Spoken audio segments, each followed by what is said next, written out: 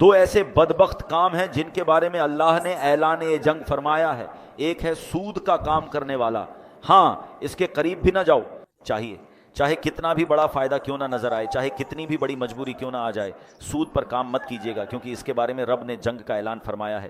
دیکھیے, دو قسم کے لوگوں کی لڑائی ہوتی ہے.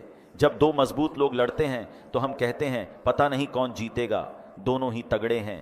اگر ایک کمزور اور ایک مضبوط ہو تو آدمی کہتا ہے کہ لگتا تو یہی ہے کہ مضبوط جیتے گا, مگر کیا پتہ کمزور آج کوئی داؤں لگا لے. لیکن جب جنگ اللہ سے ہو تو اس میں تو 100% یقین ہے کہ سامنے والے کی بربادی طے ہے. میرے رب کی قدرت کا عالم یہ ہے کہ بہت سارے لوگوں نے اللہ سے جنگ کرنے کی کوشش کی. اچھا, اب یہ دو قسم کے لوگ کون ہیں؟ ایک سود کا کام کرنے والا اور دوسرا اللہ کے پیارے, اللہ کے ولیوں سے دشمنی کرنے والا. تو جس نے اللہ کے ولیوں سے دشمنی کی, اللہ نے اس سے بھی جنگ کا اعلان فرمایا ہے. آپ دیکھیے, جب رب اپنی قدرت کا نظارہ دکھاتا ہے تو نمرود نے خدائی کا دعویٰ کیا تھا, اللہ سے جنگ کی تھی نا, تو اللہ نے اسے کوئی بہت بڑی چیز سے ہلاک نہیں کیا, اسے ایک مچھر سے ہلاک کر دیا. سمجھے؟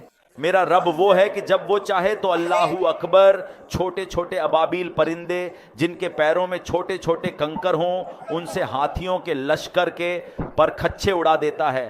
تو اللہ سے کبھی جنگ نہ کیجیے گا.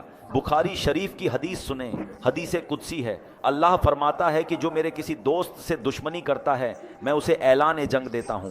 تو کبھی بھی اللہ والوں سے نہیں لڑنا چاہیے.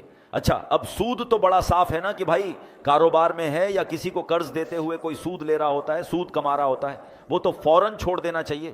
لیکن اللہ کے ولی سے, اللہ کے پیاروں سے دشمنی, یہ تھوڑا سا پیچیدہ معاملہ ہے, کیونکہ ہمیں کیا پتا اللہ کا کون کون پیارا ہے.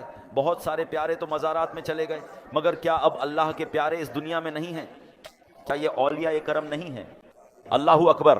یہ یاد رکھنا ہوگا کہ اللہ نے اپنے ولیوں کو اپنے بندوں میں چھپا کر رکھا ہے. ہمیں نہیں پتا کہ ہمارے ساتھ نماز پڑھنے والا, برابر بیٹھنے والا, ہو سکتا ہے ہمارا ہی ملازم ہو اور اللہ کی بارگاہ میں اس کا کوئی بڑا مرتبہ ہو.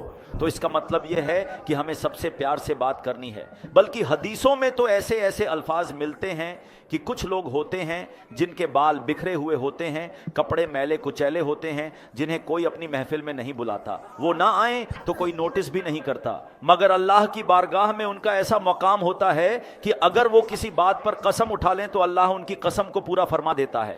ہمیں ایسے لوگوں سے زیادہ ڈرنا چاہیے جنہیں کوئی نہیں پوچھتا, نہ کہ یہ سوچیں کہ یار ان کے تو بڑے عجیب سے کپڑے ہیں, میلے کچیلے ہیں, کوئی پرسنالٹی بھی نہیں ہے, کوئی بلا بھی نہیں رہا, کیا معلوم اللہ کی بارگاہ میں ان کا کیا مرتبہ ہے.